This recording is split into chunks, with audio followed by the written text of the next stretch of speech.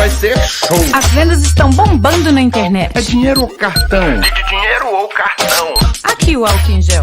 Sorriso no rosto, mais venda no bolso. Olha aqui, isso que é gestão. O Sebrae vai ajudar você a colocar o seu negócio no ritmo certo. Mais um dia no ar.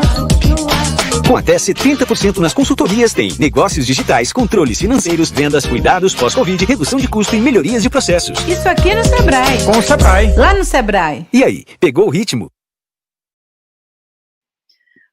Olá, boa tarde a todas, boa tarde a todos. Estamos iniciando aqui a roda de debates do Cinefest São Jorge 2020.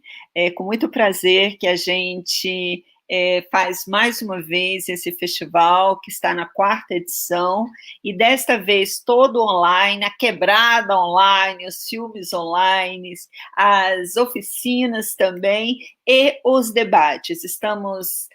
Teremos em todo o decorrer do festival, que se inicia hoje, né, dia 29, dia 30, 31 e 1º, teremos em todos esses dias debates com pessoas incríveis, atuantes no setor do cinema, no setor do audiovisual brasileiro.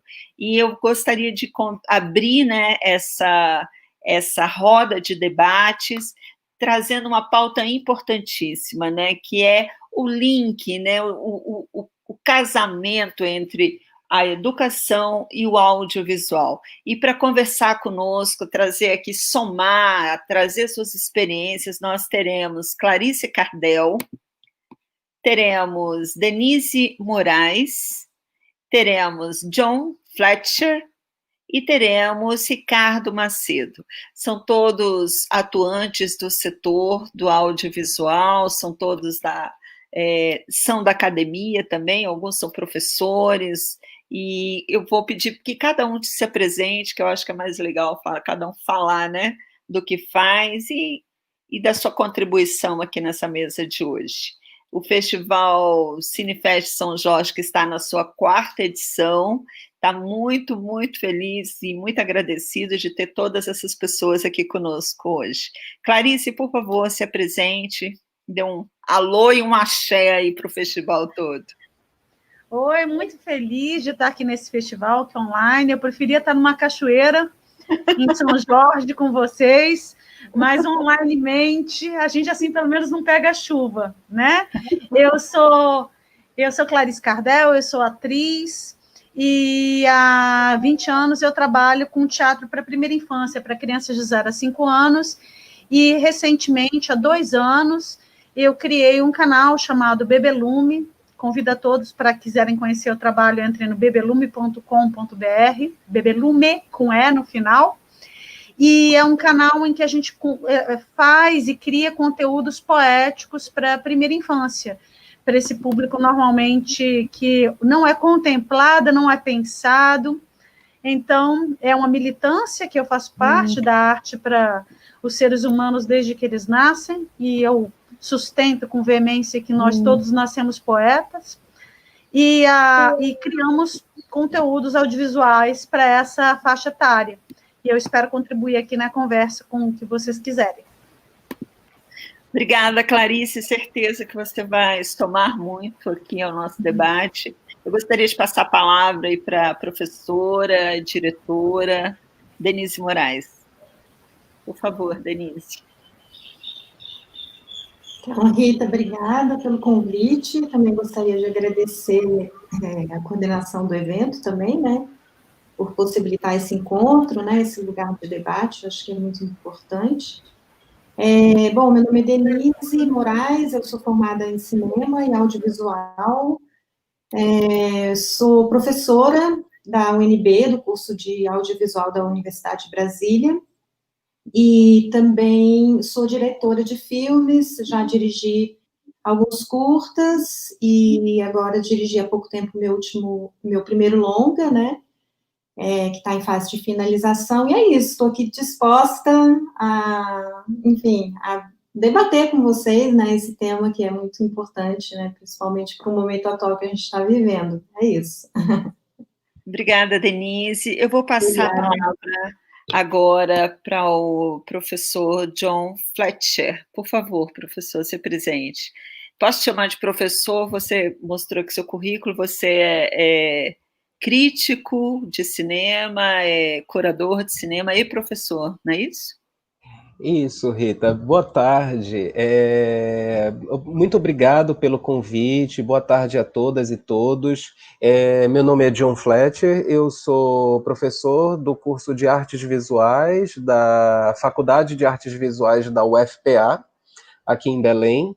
E sou coordenador do curso, na realidade, e tenho uma pesquisa que também se volta não somente para o cinema, mas como para fotografia e vídeo. Tem uma produção também na própria seara do videoarte, e tenho uma série de parceiros e parceiras que colaboram aqui comigo em Belém, junto a uma frente cineclubista. Então, uma frente cineclubista que existe tanto na Faculdade de Artes Visuais, como também na própria cidade de Belém. Então é isso, gente. E obrigado, e vamos conversar. Bem-vindo. E agora a gente tem aqui o Ricardo Macedo também, que se mostrou super empolgado quando a gente fez o convite. A gente também ficou super feliz quando ele aceitou o convite, assim como todos os outros. Por favor, Ricardo, se apresente para nós e para quem está aí nos acompanhando. Primeiramente, assim, queria agradecer muito, né, o convite de vocês, porque quando eu vi a divulgação, né, do Fest Cine São Jorge, eu fiquei super empolgado, assim, que é um tema, né, que me interessa muito, e quando alia, né, esse tipo de assunto, que é interessantíssimo. Mas a questão do audiovisual, né, para mim é perfeito, assim. Então, parabenizando a coordenação do evento, né, e a vocês, feliz de estar aqui, né, com vocês, para a gente poder trocar, né, algumas informações e, quem sabe, instigar, né, algumas formas de pensamento, né, em meio a essa situação, esse contexto que a gente está vivendo, né. Eu sou professor da Fundação de Arte de Ouro Preto, sou de Belém também, moro aqui em Ouro Preto, e trabalho na fundação com crianças, com jovens, com adultos, e sempre tentando filiar o audiovisual à educação. A Fundação de Arte ela trabalha com cursos livres, né, de formação inicial, continuada, educação profissional na área cultural, e aqui a gente está estruturado em 3 núcleos, né? O núcleo de arte, o núcleo de conservação e restauração e o núcleo de ofícios. No núcleo de arte é que ocorrem os cursos de audiovisual, cinema e artes visuais. E é isso, gente. Mais uma vez, obrigado pelo convite e vamos lá. Mais uma vez, eu agradeço também a presença de todos vocês, e eu gostaria já de começar com uma pergunta, uma questão, na verdade, que vem aí rondando, né, que vem interferindo diretamente nos nossos fazeres. Tanto a educação como o audiovisual, como o cinema, tem sofrido diversos ataques, né, tem sofrido um processo de desmonte muito violento nesse momento. E ele vinha, especialmente o cinema brasileiro, e ele vinha num crescente. Eu gostaria de saber como a academia está lidando com isso, se houve, tanto na academia, né, para os professores que estão na academia, para quem está nesses cursos interdisciplinares, para a Clarice que está investindo em canais de audiovisual, como vocês estão lidando com isso? Existe um desestímulo do setor, existe um desestímulo das pessoas que estavam investindo no audiovisual como carreira, no audiovisual como linguagem, no audiovisual como caminho mesmo, ou não? Existe uma resistência. Como vocês estão vendo isso? Clarice? Existe um desmonte, né? Isso é evidente para quem produz conteúdo no Brasil. A gente está numa situação muito limite, né? Ou seja, a nível nacional, todo o desmonte da Ancine é muito grave.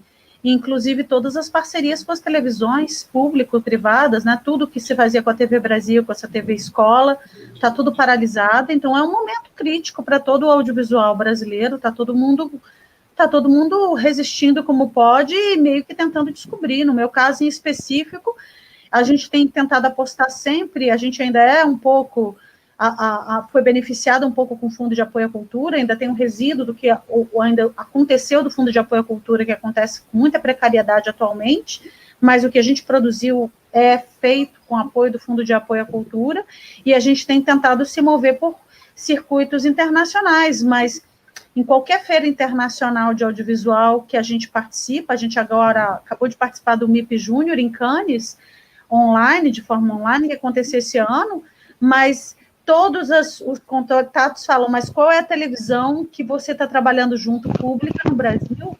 E as televisões públicas e as fontes de financiamento público estão precarizadas. Eu tenho companheiros que, por exemplo, que conseguiram com a TV France uma aportação de 300 mil reais para a construção de uma série, mas ele tinha ficado de fazer com a TV Escola uma outra parceria do mesmo valor. E a TV Escola tinha dado sim, agora atualmente tudo desmontou. Acho que é um momento em que todos os âmbitos, né, um momento de desmonte em geral, mas no campo da cultura e no campo do cinema é um momento crítico, né, e muito difícil.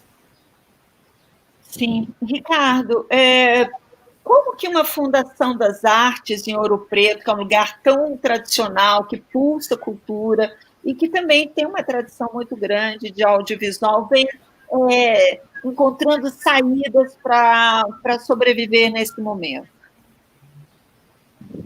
Olha, eu acho que, acima de tudo, assim, no momento em que a gente está atravessando, eu acho que é não temer lidar com a precariedade, ter de lidar com imprevistos, com improviso, ser amigo do erro. O que eu estou falando aqui parece ser meio paradoxal, mas, assim, frente às nossas parcas condições, assim, e aos limites que nos foram impostos, e que vêm sendo impostos, né, a várias áreas, a gente tem que ser criativo e improvisar. E, assim, utilizar isso tudo que eu falei como ferramentas de trabalho, sabe? Porque, assim, vocês viram aqui no início da live, eu tentei entrar e o mecanismo falhou, alguma coisa, né? Aí a gente tem que abrir, começar a ir atrás das opções, começar a perceber o que pode dar conta, né? No momento em que eu estou atravessando, junto com a minha turma, junto com pouca infraestrutura, quais opções eu tenho, né? Eu peguei um outro celular, para poder colocar no lugar do meu aqui, né? O que eu poderia fazer para dar conta desse momento sem que a qualidade do meu trabalho baixe? Entende? Começar a conviver com isso que a gente tem, sem baixar a guarda, sem deixar de ser crítico, aprender a lidar com novas ferramentas. Isso está acontecendo com todos os professores, né? Tem que se abrir para esse mundo aí do espaço digital. Então, a Fundação está fazendo isso. Dos 30 cursos que nós ofertávamos, 11 estão sendo online. E os professores tiveram de se adequar, tiveram que não se forçar, mas transformar esse momento em algo que seja aprazível, que os estimule a continuar o trabalho. E não está sendo fácil, né? Mas é o que a gente tem. Agora, antes da pandemia, a gente já vinha sofrendo, né, um processo complexo aí de desmonte. John, você acha que esse processo, queria ouvir você com relação ao seu olhar de crítico, você acha como esse processo vem interferindo na qualidade do produto, vem interferindo na qualidade da criação, vem interferindo na qualidade da execução, da distribuição, porque a gente lembra que um processo de audiovisual, ele tem processos muito bem desenhados, né, de pré-produção, de produção, de pós-produção, e ele tem também o processo de execução. Não adianta você só ficar com o produto e você não ter onde mostrar, né, para o público. E esse também já era um grande gargalo do cinema nacional, do audiovisual nacional. Como você vê a interferência desse processo, dessas dificuldades do desmonte, e agora com o ápice, né, aí da pandemia, né, nesse processo inteiro, né? Como isso vem mexendo, interferindo, principalmente na qualidade da arte que se produz no campo do audiovisual? Bem, Rita, é uma pergunta muito apropriada, sem dúvida. Nós somos, digamos que, vamos colocar nesse sentido, nós somos testemunhas não de um único, mas de múltiplos ataques. A gente pode pensar que uma série de ataques já começam desde o golpe contra a presidenta Dilma Rousseff. A própria PEC da morte 241, ela de alguma forma incide diretamente, eu falo deste lugar que é a universidade, como o corte de investimentos na educação, ela também dificulta absurdamente o nosso trabalho, a própria dimensão de execução de projetos, de pautas, de editais. Então, nós literalmente estamos vivendo já há algum tempo numa lógica da escassez. E nesta lógica de grande precariedade, é claro que o nosso campo e o campo do audiovisual, o campo das artes visuais, são duas grandes vítimas, são dois grandes alvos em todo esse processo, eles saem extremamente prejudicados. Agora, também a gente pode... faço também um pouco o uso das palavras do meu amigo Ricardo, de que a gente pode, no meio dessas condições, sempre pensar em quais são as alternativas de resistência.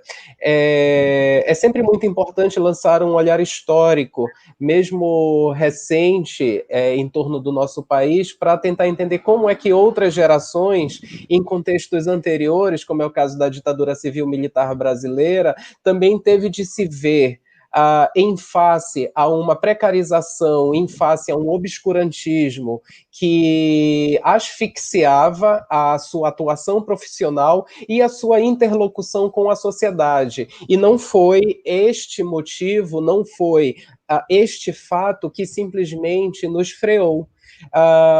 Eu li agora recentemente o próprio livro A Vida Não É Útil, do Ailton Krenak, e tem no finalzinho do livro tem uma excelente metáfora que ele apresenta. Ele diz que quando nós nos enxergamos na frente de um deserto, muitos e muitas optam desistir dessa jornada. Eu, particularmente, eu e os meus e as minhas, nós preferimos percorrer o deserto, enfrentar o deserto. Então, eu acho que o enfrentamento e a resistência, eles são as únicas alternativas que nos sobram. É claro que não vão se dar dentro de uma perspectiva ideal, mas sim numa perspectiva do possível.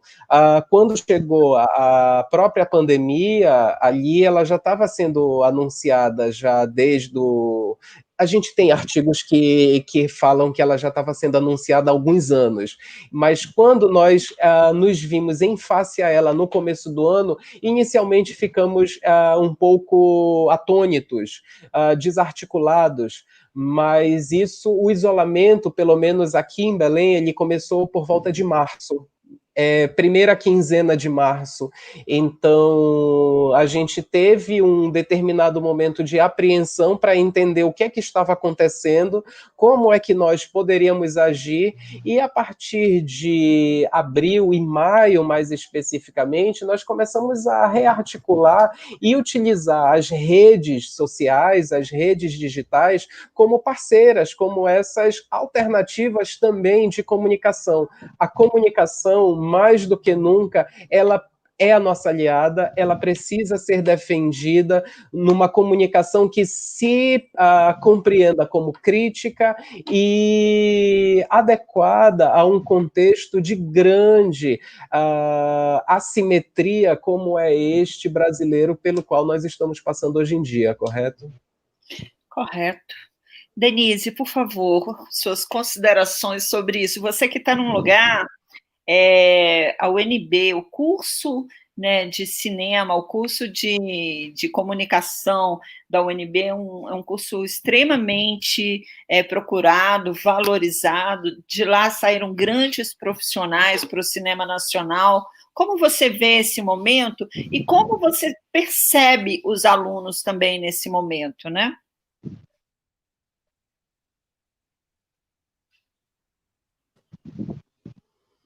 Rita, retomando um pouco também a fala dos colegas, né, no meu entendimento, e aí tentando também fazer uma articulação entre né, educação e audiovisual, eu entendo que o audiovisual, ele é a própria resistência, né?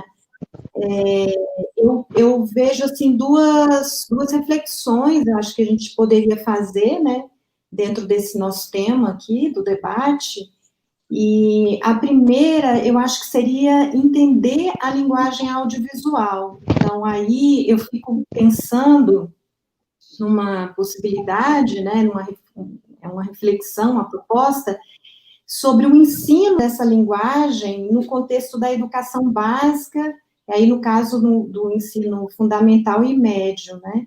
E aí pensar não o audiovisual enquanto recurso didático, apenas como recurso didático, né? Mas no ensino do audiovisual como um conteúdo mesmo, programático, né? Oficializado, né? Fazendo parte dos currículos, né? Desses ensinos aí fundamental e básico, né? Da mesma forma como as crianças e os jovens, por exemplo, aprendem a linguagem escrita, né?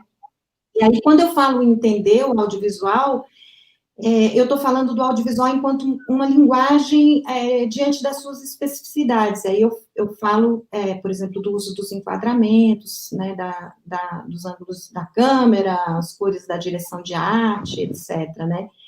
Porque aquele que compreende também essa linguagem, que não entende essa linguagem, muitas vezes ele passa à margem também, eu acho, dos discursos que são apresentados pelos filmes, e muitas vezes eles são mais manipulados, né?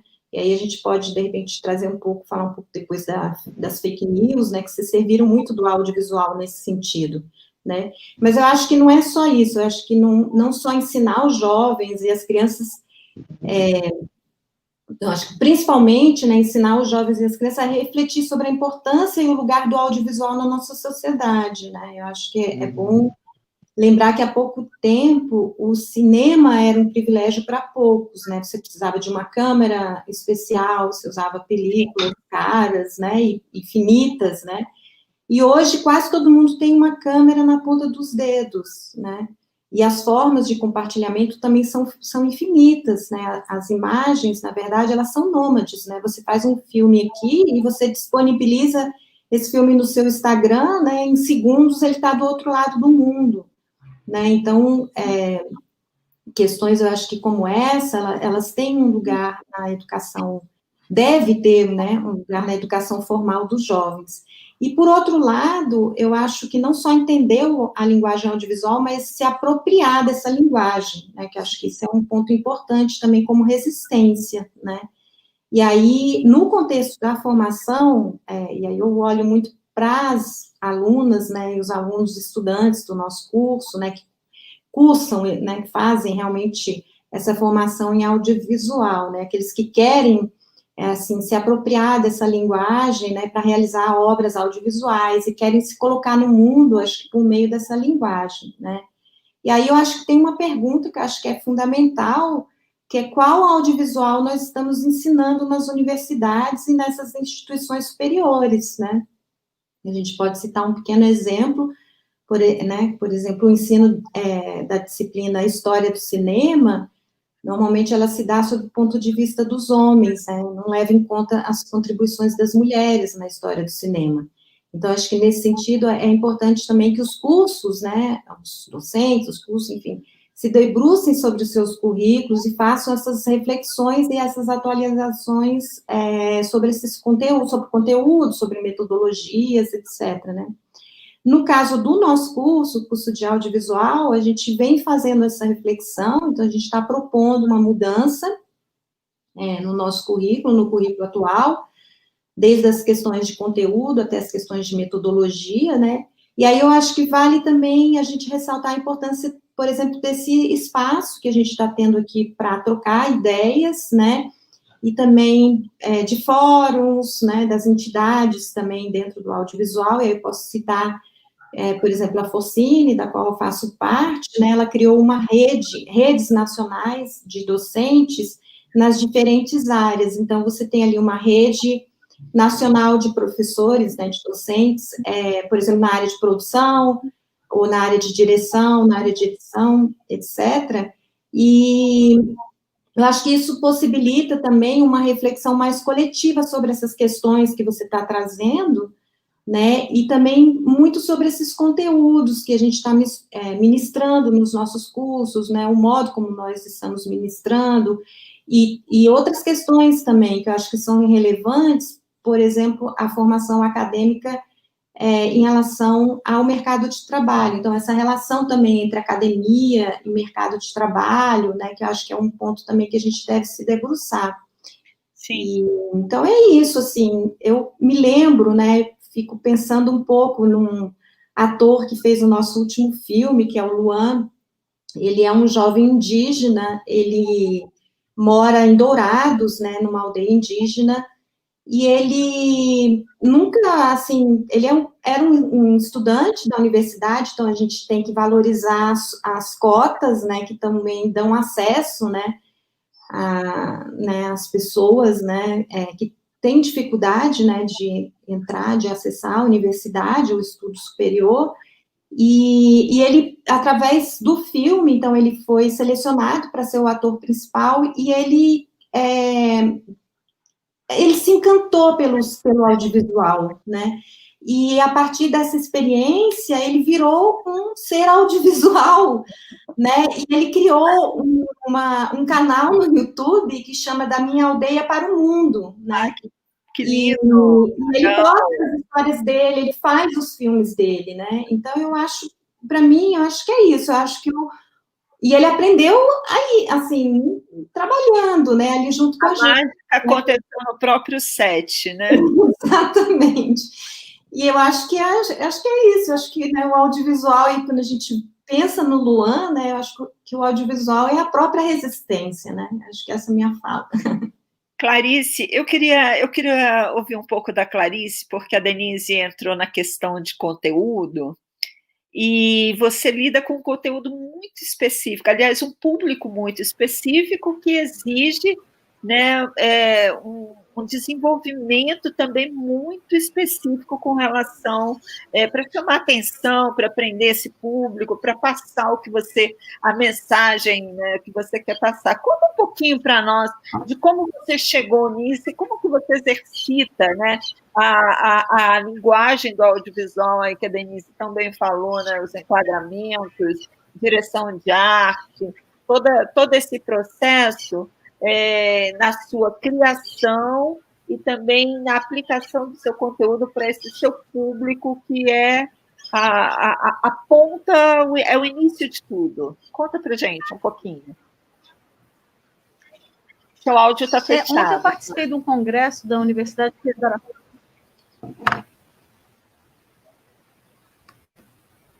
Pronto? Sim. Ok? Está me ouvindo? Tá? Ontem eu participei de um congresso na Universidade Federal do Goiás, em que era com contexto de pedagogos e professores, e que, de uma certa forma, a gente fez uma conversa sobre isso, no desafio que era atualmente educação infantil, com a questão do ensino de educação infantil online, né? Eu sei que esse é um desafio para todos, para todo mundo que está no âmbito universitário, é um desafio gigantesco, né? Que a pandemia obrigou todo mundo a fazer esse grande desafio em várias áreas, mas que no âmbito da educação infantil, eu acho que esse desafio se multiplica por 1000, né? Porque com crianças de 0 a 5 anos, você estabelecer uma base de aprendizagem que não tenha o contato, que não envolva a corporalidade e tudo isso. E eu fiz uma fala que falava de uma certa forma que na minha vida pessoal eu estava fazendo esse campo de pesquisa já há um bom tempo, porque como eu venho do teatro para a primeira infância, e o teatro da primeira infância, ele parte sempre do princípio da presença, né? Do encontro do olho no olho, de todo esse encontro, como era que eu vinha tentando desenvolver isso no mundo audiovisual, né? Que a gente tem 2 sentidos e não tem 5, né? Como a gente vai fazer? Mas sim, é possível, sim, eu acho que trasladar a experiência de pesquisa que a gente vem fazendo nos últimos 20 anos no teatro para a primeira infância, é possível se fazer isso no mundo do audiovisual, e a gente tenta fazer sempre isso muito atento a uma questão do tempo, a questão do drama, a questão de uma série de elementos que a gente vem pesquisando no campo em geral da arte para a primeira infância, né?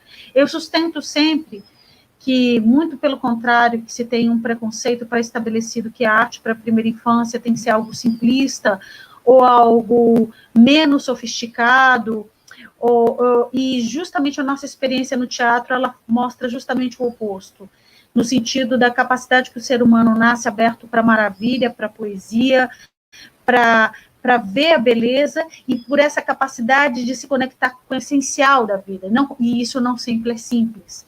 Isso muitas vezes é profundamente complexo, e nos coloca nós como artistas num território de um profundo desafio de tentar falar das questões centrais e dramáticas da vida.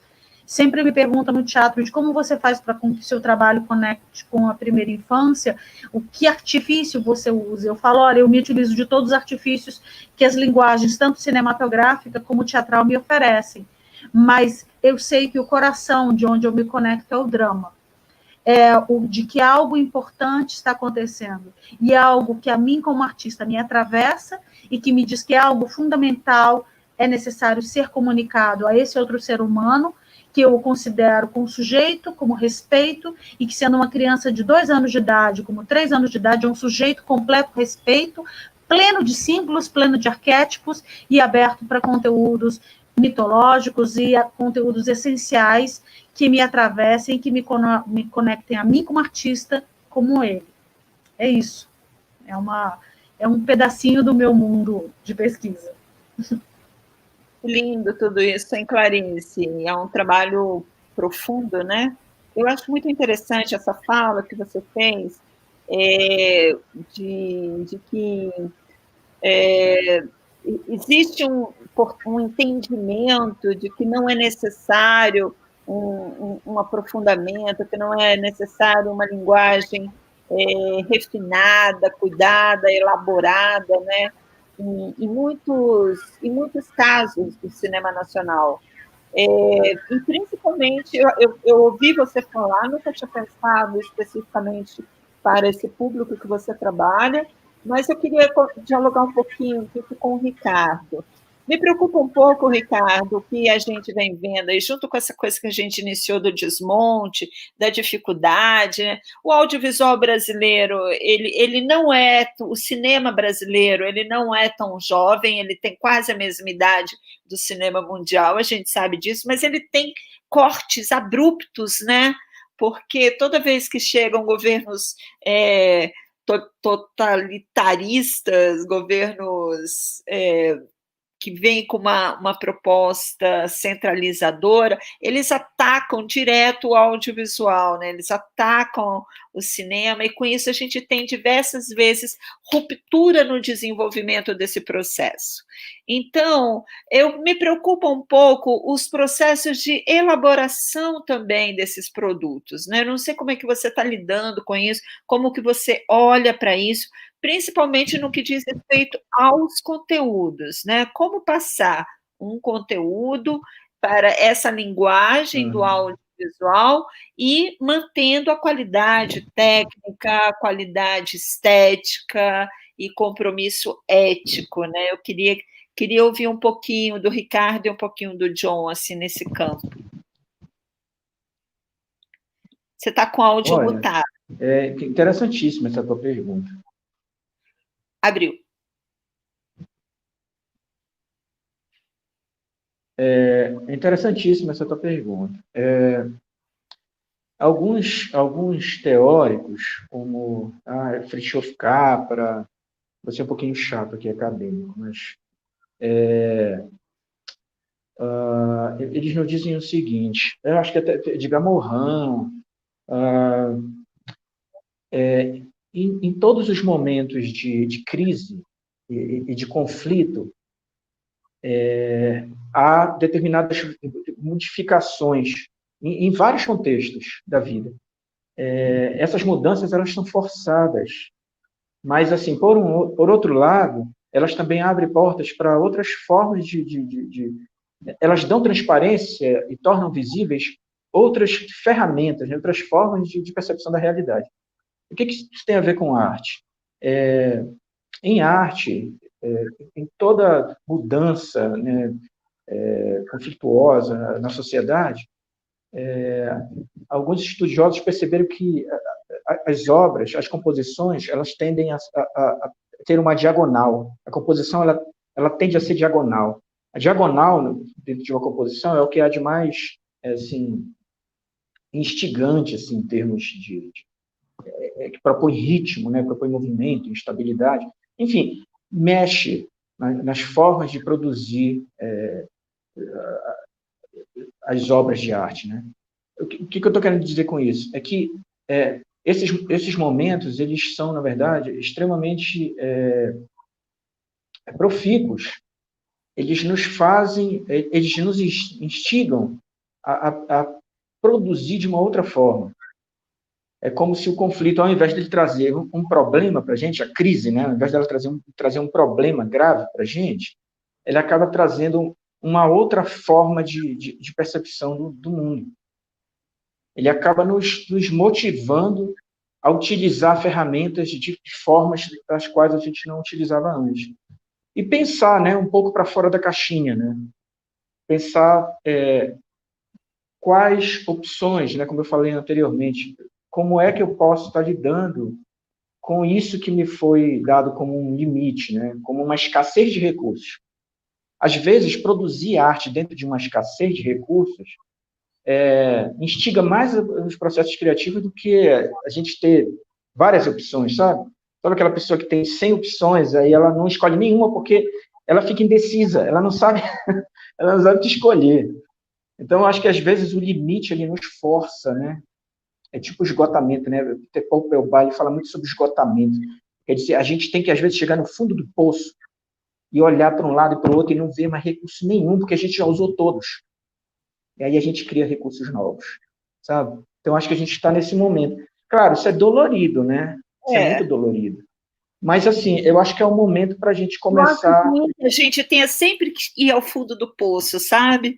Me preocupa um pouco isso. Porque quando você tem que ir sempre ao fundo do poço, você gasta um pouco de energia com o processo de progresso, sabe? Você tem que descer para subir, descer para subir. Em alguns outros cantos, onde existem investimentos, onde existem... um respeito diferenciado, principalmente ao cinema, né, que é uma indústria da economia criativa, ao audiovisual, que não é apenas o cinema, mas uma série de outras ferramentas, né, que se utiliza dentro desse segmento da cultura, você não tem que estar sempre caindo e descendo, né? Você pode, em alguns momentos, ter uns gráficos mais suaves. Você concorda comigo? Eu acho que eu vou passar essa bola para o John. Pega aí, John. É um sofrimento, gente. Às vezes eu acho que é uma missão, não é uma profissão, não é uma carreira, vira uma missão o negócio. O que você acha disso, John? Na verdade, isso reflete também um aspecto constituinte de ser um educador, de ser uma educadora aqui no Brasil. A gente geralmente trabalha em grandes condições de adversidade, mesmo quando nós achávamos ou quando nós achamos que estamos passando por um processo mais estável, ainda assim nós sabemos que há uma série de contradições por conta de um histórico, de toda uma trajetória colonial, de toda uma trajetória também de concentração de riquezas aqui no país. Agora, é claro que quando nós temos esses momentos, digamos que mais sensíveis, por outro lado, é inegável a gente observar que a produção artística, a produção cinematográfica, ela consegue ter ali um objetivo mais comum de resistência e de luta. Então, eu sempre faço esses paralelos com a própria ditadura civil-militar para que a gente possa entender em que medida o campo da música, das artes visuais, o campo do cinema, como é que eles se manifestaram em face ao conservadorismo, ao obscurantismo, à censura, à perseguição. Então, foram necessárias estratégias, digamos que criativas, de burlar com esses sistemas. Isso é extremamente desgastante, lógico. É claro que se eu sou sempre a favor de uma lógica, de uma, digamos que, caminhada muito mais adequada, sem essas interrupções, sem ter que buscar pensamentos, digamos que, fora dessa caixa para lidar com esses sentimentos de exceção. Mas eu acho que esses momentos eles só deixam mais claro algo que é constante na nossa trajetória. Tem um livro que é fantástico, assim, e eu trago também, por exemplo, numa perspectiva bem da filosofia, nós temos um livro que eu acho muito importante hoje, que nós debatemos, discutimos muito na Faculdade de Artes Visuais da UFPA, é o Quando as Imagens Tomam Posição, do filósofo Georges de Huberman. No seguinte sentido, imagens, elas são produzidas por diferentes lugares, diferentes contextos, diferentes posicionamentos de sujeitos em sociedade. Então, é importante nós termos essa curiosidade de tentar entender qual é a posição que determinadas imagens assumem. Será que mesmo antes deste nosso contexto de profunda escassez, as imagens elas assumiam somente uma posição que era favorável a nós? Não. Nós temos posicionamentos distintos, desde o mais conservador até o mais liberal. Então, eu acho que esse esclarecimento, essa percepção, digamos que, diálogo crítico com a imagem, ele pode ser muito importante para a gente. E ele pode ser muito importante não no sentido de que, se uma imagem assume uma posição que é oposta à nossa, não quer dizer que nós iremos censurá-la de jeito nenhum. Sou contra qualquer tipo de censura, mas que nós devemos fazer uma mediação coerente com a narrativa que realmente deve surgir junto daquela imagem, já que o nosso projeto de sociedade é um projeto de maior equidade, é um projeto de transformação social. Então, no meio de todos esses jogos de posições, às vezes, nem tão claras ou outras mais claras, nós precisamos adotar um posicionamento crítico e ético para com o outro, para com a outra, que são exatamente quem está ali, no caso, na universidade ou nas escolas de ensino público e privado, quem está participando desse processo de ensino-aprendizagem, né? Então, o planejamento, ele, de alguma forma, é uma alternativa para nós buscarmos algum tipo de maior esclarecimento e nós não simplesmente idealizarmos um tempo anterior em detrimento de um tempo presente, mas concebê-lo como esse, digamos que, amontoado de contradições. E como é que nós lidamos com contradições que estão constantes nesses nossos processos de percepção da imagem, de interlocução com a sociedade? Eu acho que esse é um desafio, e é um desafio de saber como é que nós iremos burlar também com os sistemas em determinados contextos de exceção que querem o nosso silenciamento.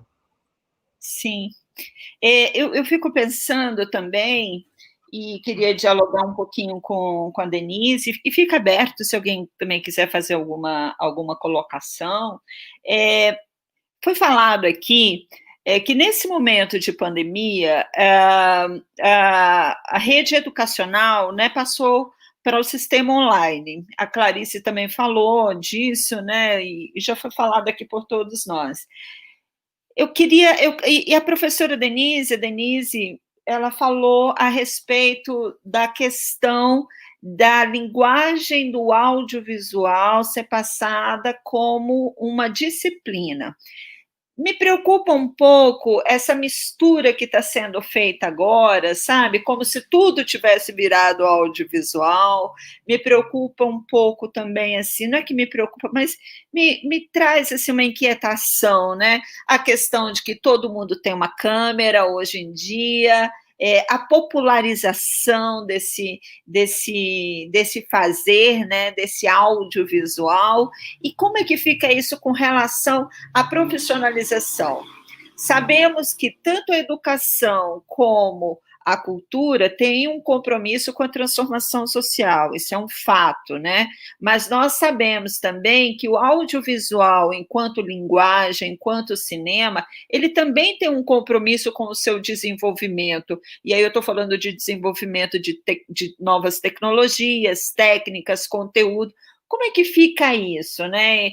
E como é que fica também esse professor que agora teve que ir para frente de uma câmera e aprender a fazer isso, né? Como é que fica todas essas questões? Eu acho que eu falei muitas coisas aqui, coloquei tudo numa salada, dei uma sacudida no liquidificador, mas eu acho que o momento é um momento assim, que está uma vitamina geral mesmo, né? Você está perdendo um pouco o que é cinema, o que é audiovisual, o que é, sabe, a aula veio para o mesmo canto e o audiovisual saiu do cinema e está no mesmo canto da aula e está tudo nesse mesmo lugar que nós estamos aqui. Eu queria provocar mesmo esse processo de vitamina, de liquidificador e pensar como que o audiovisual brasileiro e o cinema não devem, como não perder em conteúdo e qualidade, né? E como a educação também não perder em conteúdo e qualidade. Acho que é mais ou menos isso. Denise. Rita, eu acho que você falou várias coisas, assim, vou pegar algumas e depois eu acho que todo mundo pode ir falando, né, complementando. Mas eu posso falar, assim, eu faço uma reflexão sobre esse momento, esse lugar que a gente precisou se colocar, né, de ensinar por meio de uma câmera, né, e um pouco como a gente está fazendo aqui. Por um lado, eu vejo que esse contexto, né, do confinamento, né, e a gente só poder se encontrar por meio da internet, né, ela, de certa forma, ela democratizou, né, o ensino do audiovisual, e não só o ensino, mas as trocas, né, dentro da nossa área. Então, por exemplo, congressos que muitos não teriam como participar por questões financeiras, eles foram, né, assim, disponibilizados para pessoas em todo lugar, não só do Brasil, mas do mundo inteiro, né, então você consegue, por exemplo, dentro do FOCINE, do Fórum, né, das Escolas de Audiovisual, nós temos essas redes. Então, quando que eu pensei, assim, que a gente teria que esperar uma vez, talvez no ano, no congresso, e a gente teria que pleitear um recurso para poder ir participar desse congresso, e normalmente é só uma pessoa que vai como representante, né, por causa dos custos da universidade, e agora essas redes, elas são, quer dizer, qualquer professor ou professora pode participar, e ali você tem um espaço de trocas, né, e não só aqui, mas, por exemplo, com a América Latina, né, você pode, de repente, pensar em criar uma disciplina, por exemplo, com um professor ou uma professora que dá aula numa universidade, né, fora do Brasil, né, então, eu acho que por esse lado, né, e aí eu fico pensando que quando a gente voltar, né, ao presencial, digamos assim, eu acho que muito disso vai permanecer, né, mas, por outro lado, principalmente na formação de audiovisual, do nosso curso, é impossível você pensar numa formação sem o presencial, porque você tem, né, a presença, eu acho que esse encontro, né, presencial entre não, né, os próprios estudantes, né, e também entre estudantes e professores, né, eu acho que é fundamental, assim, para o aprendizado, além da questão das disciplinas práticas também, né, no sentido do exercício, né, de se fazer o audiovisual, e eu acho que o audiovisual é um lugar, assim, do encontro mesmo, né, eu acho que os processos criativos do audiovisual, eles são muito coletivos, né, a equipe de um filme é uma equipe muito grande, né, e as trocas se dão muito nesse embate, né, então é muito difícil você pensar numa formação sem essa presença. Mas também eu fico pensando que isso, nessa situação, né, que a gente está agora, ela também faz a gente refletir um pouco sobre o lugar que o professor e o estudante, né, ou a estudante, o aluno, a aluna, ocupam, né, normalmente numa sala de aula, se você for pensar isso espacialmente, né, em termos de espaço, você tem a professora ou o professor ali, né, normalmente está em pé, né, diante do quadro, quer dizer, aquela pessoa que detém o poder, né, detém o conhecimento, e os alunos e as alunas sempre sentados na cadeira, numa posição mais baixa, muito nesse sentido da escuta, né. E agora, com a pandemia e essa situação que a gente se colocou, eu acho que as coisas se inverteram um pouco, porque eles muitas vezes têm muito mais domínio, né, ensinaram a como manipular, por exemplo, essas plataformas para muitas professoras e professores que não tinham uma noção, né, então eu acho que a gente está construindo, e eu acho que isso é importante, eu fico pensando assim, a universidade, eu fico pensando no nosso curso, por exemplo, eu não vejo mais o nosso curso voltar numa sala de aula normal, sabe? Eu acho que agora todo mundo tem que sentar igual, vamos botar uma mesa no centro, sabe? Todo mundo em torno, né? Então, eu acho que essas reflexões, elas tirar a gente do lugar, eu não sei se é o fundo do poço, né? Colocado aqui, mas eu acho que é o desconforto, né? O desconforto, ele é bom nesse sentido, porque ele tira a gente daquele lugar cômodo, né?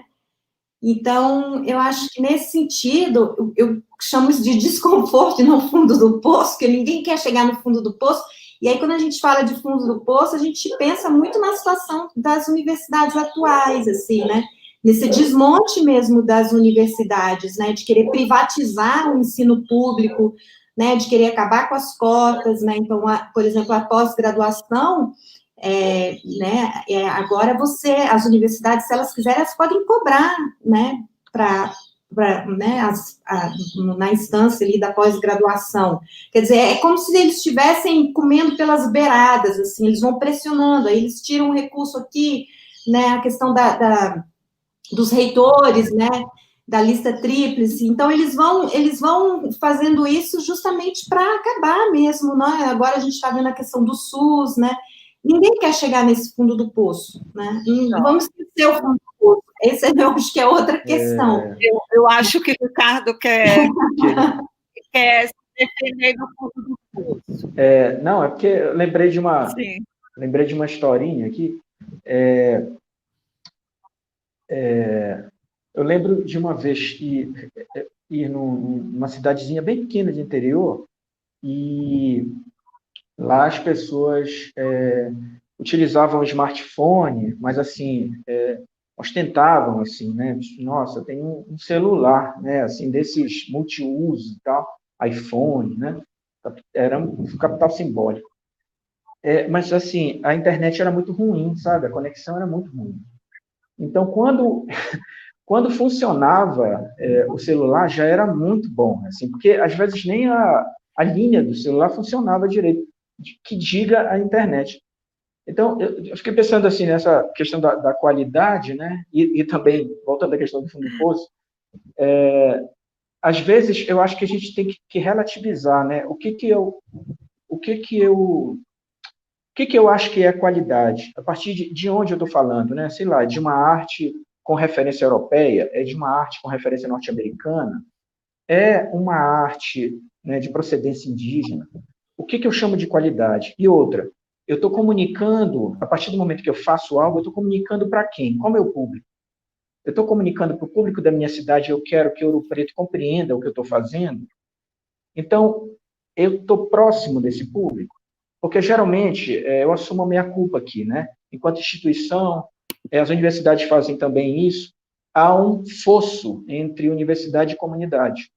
Em várias universidades isso acontece, em várias instituições também.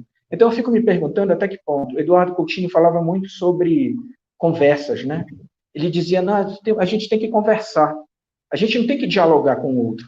A gente tem que conversar, porque quando a gente conversa com alguém, esse alguém, às vezes, não tem nada a perder, eu não tenho nada a perder também, a gente conversa. No diálogo, as pessoas estão se defendendo, né? Os artistas, geralmente, eles abrem diálogos, porque eles têm discursos, né? Quer dizer, cada um vai defender seu ponto de vista.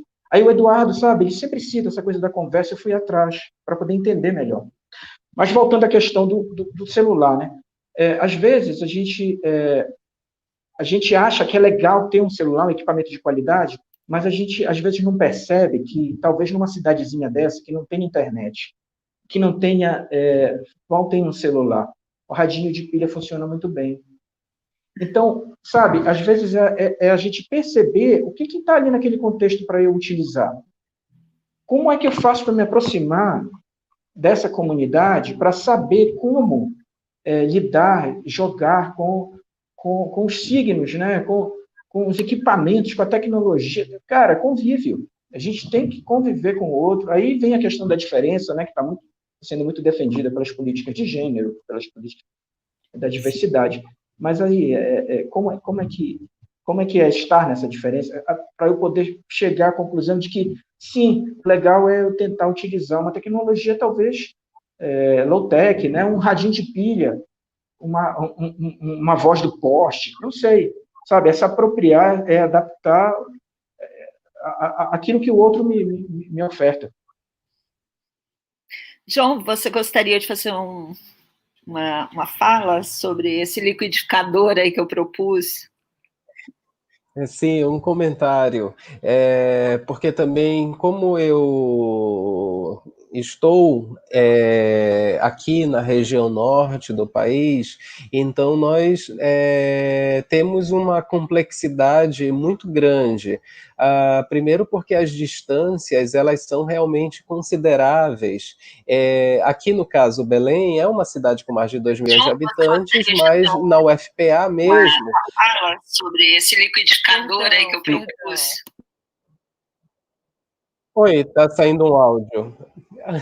Então, mas na UFPA mesmo, nós temos uma quantidade muito grande de alunas e alunos que vêm de regiões rurais, das áreas ribeirinhas. Então, nós chamamos, assim, quando a pandemia e o isolamento veio, em março, como realidade para cá, para Belém, as aulas foram suspensas.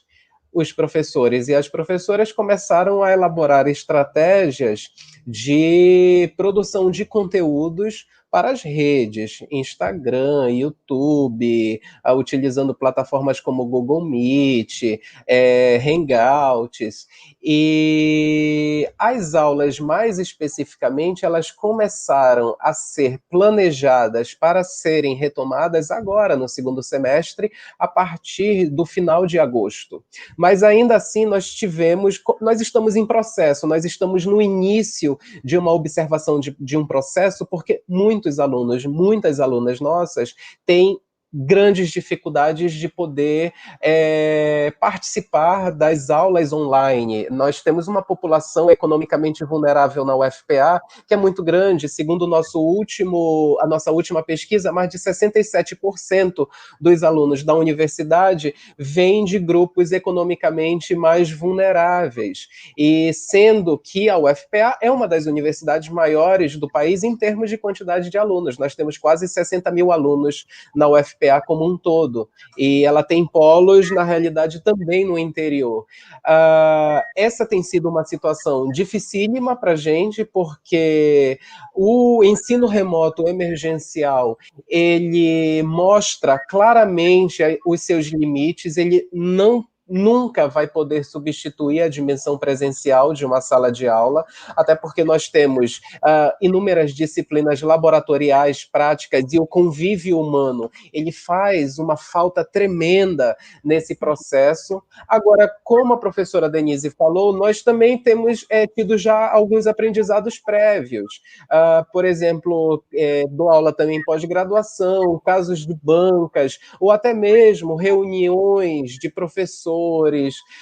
Antes, elas não tinham a mesma quantidade de presenças. Então, por outro lado, hoje nós conseguimos ali uma maior presença de um grupo, porque também temos essas alternativas pelas redes. Eu acredito que após o retorno, após a volta da dimensão presencial, que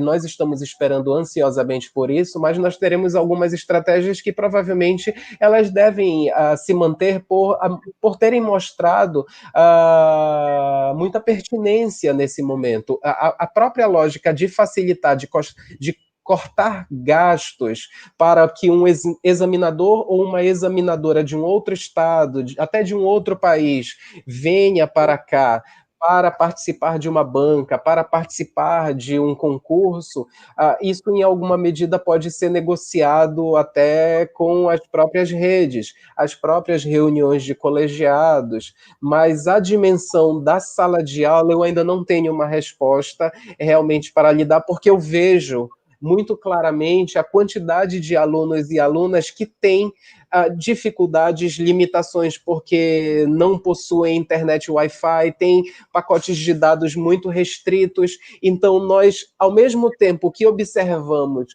há um interesse muito grande pelas redes, mas nós também devemos entendê-la com as suas limitações para um público que é extremamente diverso. Então, essa tem sido uma perspectiva que nós trazemos para junto de nós também, sabe, Rita? Sim. Clarice, e você, como se coloca diante dessa questão? E eu também gostaria, já aqui, de dizer, a gente está chegando aqui no nosso tempo, eu estou amando a nossa troca aqui, estou achando super rica, e eu gostaria de ouvir a Clarice, e depois a gente vai partir um pouquinho para as nossas considerações finais, as nossas despedidas. Clarice, como é que você está utilizando esse momento, esse liquidificador? Você que trabalha com um público tão específico e que faz um trabalho, assim, que você colocou aqui, foi linda a sua fala, né? Que você acredita que nós nascemos todos poetas, né? Então, como que é isso? Como que você está utilizando tudo isso? Somos seres resilientes, isso está claro na fala de todos os meus companheiros, eu só vejo resiliência em todo mundo. É claro que a gente tenta sobreviver, tenta nos reinventar em função da pandemia e nos reinventar em função do desmonte. O fato de sermos resilientes não nos tira de não lutarmos pelo que nos der de direito, né? Eu tenho meu filho, por exemplo, ele está nesse momento estudando na Espanha, numa escola pública, com um sistema online que funciona maravilhosamente bem. E então eu tenho a minha outra filha que está aqui em Brasília, numa escola pública, e que não está tendo ensino particular, porque tem, teoricamente, ela estuda no Paulo Freire, que é, teoricamente, uma das melhores escolas públicas daqui do Distrito Federal, e não tem. Então, assim, uma coisa que a pandemia botou mais claro é o mundo das desigualdades que a gente vive nesse país, não só de acesso à internet, como de meios de se utilizar de tudo isso, né? Mas somos seres resilientes e vamos tentar descobrir, desenvolver. Ou seja, eu tenho o luxo de trabalhar com os mais resilientes de todos, que são esses seres humanos que com 1 ano de idade caem, sangram, sai um negócio aqui em cima, e se fosse a gente e levasse uma porrada de cada queda que a gente faz, a gente falava, eu não vou mais andar. E eles não, eles levantam e andam, porque o ser humano, ele, além de poeta, quando nasce, ele tem um sentido heróico, né? Então aí para nos lembrar que somos resilientes, somos poetas e somos heróis. Então, we will survive. We will survive. Olha, nós chegamos aqui, nosso debate, ele girava, a proposta é girar em torno de 1 hora, e a gente está conversando aqui há 1 hora. Eu gostaria que vocês fizessem suas colocações livremente. Eu gostaria de fazer uma pergunta. Todos aqui já foram à Chapada dos Veadeiros? A Clarice eu sei que sim, Denise também, Ricardo, John, ainda não? Então fica aqui, antes de... Você já foi, John? Pertinho, mas eu ainda tenho, na realidade, projetos muito fortes de poder ter essa maior inserção.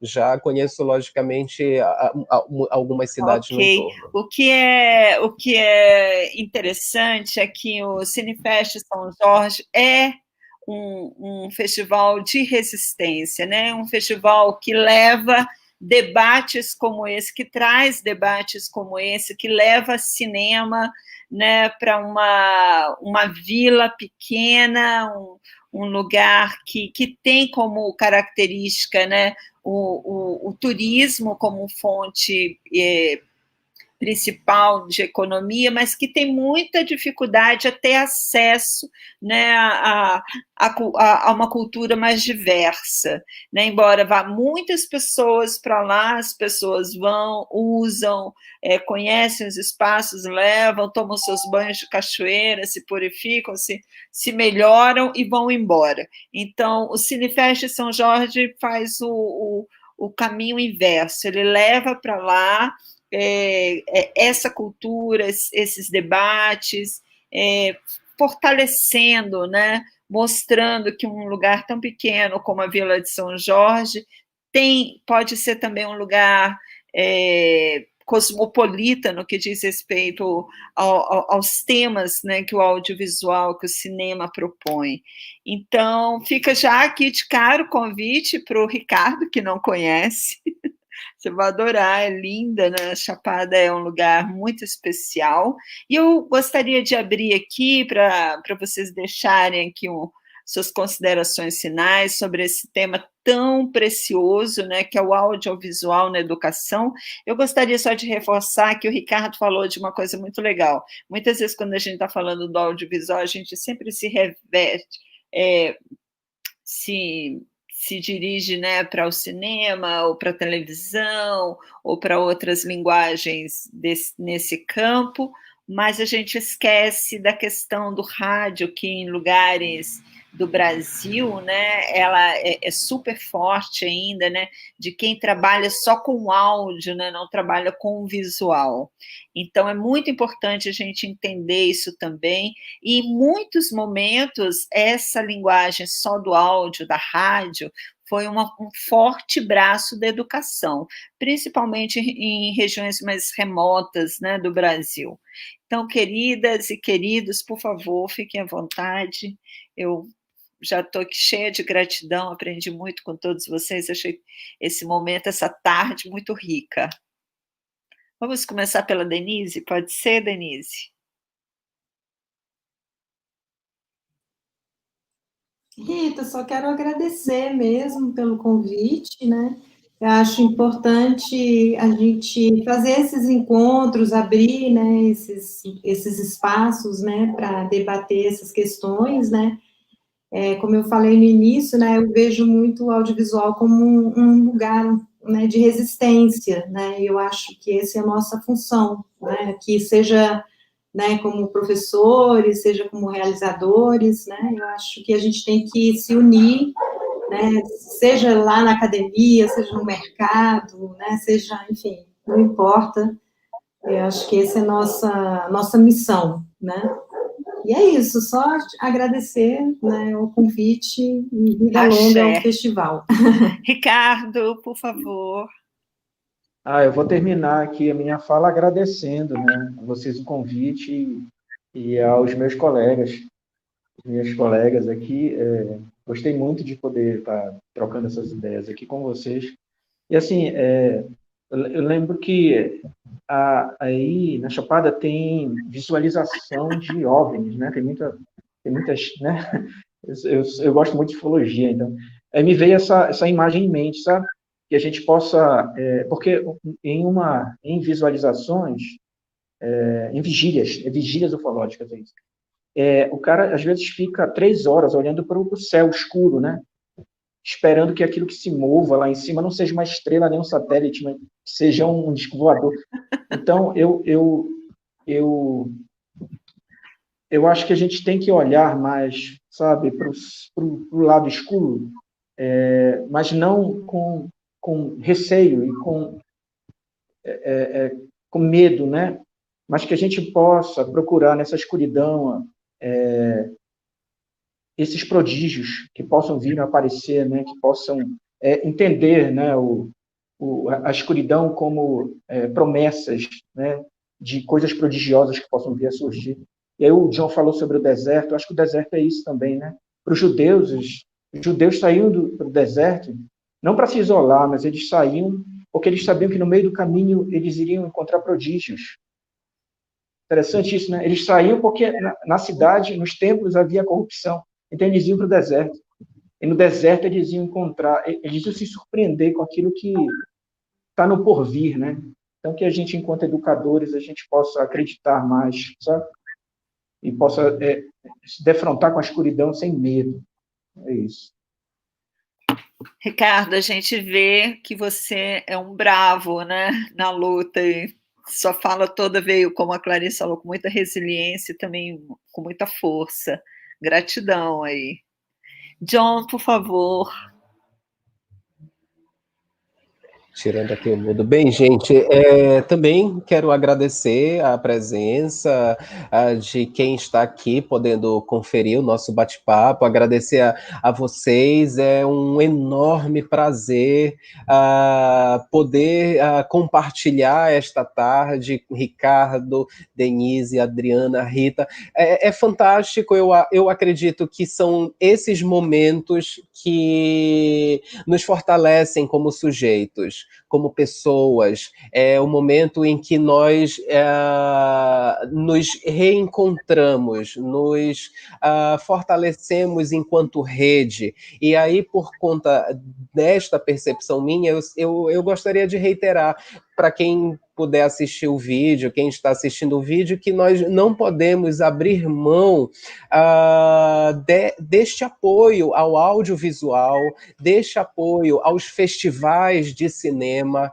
deste apoio ao cineclubismo, porque são formas reais, palpáveis de interlocução, são formas de encontros, são formas de diálogos, portanto, de transformações. Sem diálogo, sem o outro, sem a outra, não existe transformação e nós permanecemos no mesmo lugar. Então, nós precisamos nos abrir para o que é diferente. E se uma imagem ela pode parecer de repente muito difícil, eu particularmente pesquiso o cinema do Godard, eu digo para os meus alunos e as minhas alunas, gente, é um convite, que ótimo que ela é difícil, porque isso na realidade a gente pode encarar com uma ludicidade. E aí, como é que eu vou lidar com essa imagem que às vezes me parece em alguma medida incerta? Como é que eu posso ter ali talvez um pouco mais de certeza sobre ela? Eu acho que nós nos dispormos a abraçar o diálogo, toda a percepção é uma questão de envolvimento, já disse o Antônio Montadas, né? Então, que toda imagem, que todo festival, que todo cineclubismo, ele seja abraçado, porque é um potencial de interlocução e de transformação política, e esse é o meu voto que eu faço aqui e o agradecimento que eu coloco para todos vocês. Muitíssimo obrigado, gente. É um prazer poder te conhecer, Rita, também. Que maravilha. Igualmente. Clarice? Eu honro o privilégio de ter estado com vocês aí dentro desses quadradinhos, sem poder ver cheiro, sem poder chegar perto, sem poder sentir a energia de vocês, mas a gente se aproximou. honro participar de uma mesa tão diversa, né? Cada um em mundos tão diferentes, mas acho muito bom. Honro o festival que aconteça, realmente, como disse o nosso companheiro, são espaços de resistência dentro do monopólio das Netflix e dos monopólios cada vez mais que vão engolindo, parece que uma única possibilidade de linguagem que existe, né? Parece que cada vez mais a suposta democratização dos streamings, eles vêm como um grande tubarão que vai engolindo todos os pequenos. Então, definitivamente, os festivais que vêm acontecendo de forma online, de uma forma em resistência, só para a gente continuar a existir, é a janela de a gente ver outra pluralidade de linguagens de produção audiovisual, né? E desejo profundamente estar no ano que vem nesse lugar escuro, olhando estrelas, e que, por favor, uma nave espacial maravilhosa nos abduza e nos leve para um outro mundo possível, porque esse aqui está complicado, entendeu? Então, Ricardo, ano que vem, se a gente se encontrar lá na Chapada, olhando as estrelas, eu vou estar junto com você, com muita fé no mistério e querendo que venha uma nave espacial cheia de gente bonita para me levar, tá bom? E levemos todos, que gente é feito para brilhar. Tá bom? Nem que seja com as 5 notas do John Williams para o contatos imediatos do terceiro grau, seria fantástico. Não tem problema, tá? É isso, Obrigada. Gente é feita para brilhar, gente é feita para crescer, né? Para avançar, para progredir. E a gente tratou aqui de 2 questões importantíssimas, com muita leveza e com conteúdo muito profundo. Eu tenho muita gratidão, inicialmente, por todos vocês terem aceitado o convite, e depois por ter trocado, né, tantas experiências, um conteúdo tão rico, né, no que diz respeito tanto ao audiovisual e essa interface com a educação, né, no momento está tudo tão ligado, né, tão embolado, tão intrinsecamente ligado, que daqui saiam boas coisas, né, que desse momento também saiam boas coisas, que é isso que a gente quer. E foi dito aqui muitas vezes